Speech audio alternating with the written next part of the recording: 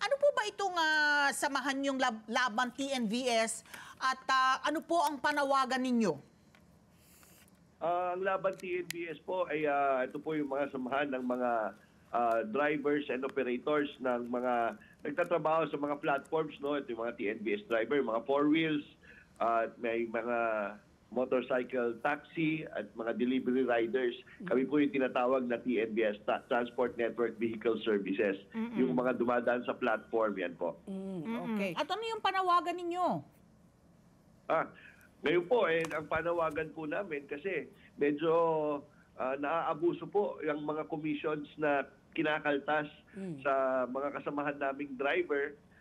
Kawawa naman po dahil umangat na po sa 21% ang kinukuha ng ibang kumpanya na Transport Network Company. Kaya po, nananawagan po kami sa LTFRB, sa ating gobyerno, na sana po panahon na para i-regulate ang komisyon na kinukuha ng mga transport network companies. Hindi, Sir Jun, I'm just curious, no? Nung nag-umpisa po kayo, ano ba yung dating komisyon po na kinukuha po nitong mga TNCs po?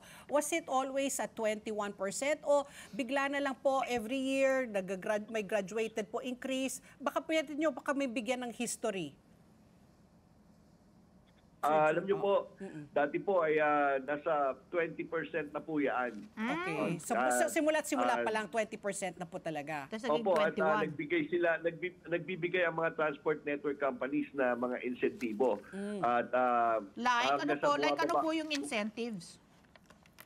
Ito po yung pag na-hit mo yung mga trips mo, ay magbibigay sila ng karagdagang kita para sa mga drivers, no? Nawala na po yun, bumaba na po ng gusto. Dati po, ng overtime, magkaroon ka lang ng mga 35 trips. Pag na-hit mo 35 trips, meron ka ng additional 2,000 to 5,000 pesos na ibinibigay. At wala na po ito noon. Wala na po ito ngayon. At yung ibang transport network companies naman, nagbibigay sila ng 16, 17, 18% lamang kapag na-maintain mo yung dami ng trips mo kada buwan. Pero ngayon, kung bakit na-trigger po ulit ito, December 2022 po, at pinananawagan na po natin ito sa LTFRB, pero bakit po na-trigger ito? Noong March 1 po, nagpatupad po ang isang transport network company, nagngangalang Grab po, na dati naman po, sagot nila ang 20% na discount para sa senior citizens, person with disability, at saka students. 2%, 20% po yan na dati sagot po nila. Ngayon po, ipinapatong na po sa drivers. Ang driver na po ay kinakaltas. Isipin niyo po, TNC yan? 21... Grab po, Grab. 21% na po ang kinakaltas nila sa mga drivers, plus 20%, 41% na. So, ang laki na po ng kaltas. Hindi naman po. Totoo po yun, grabe. Hindi pala ang Grab. Ang po ngayon, napakataas. Grabe. Grabe.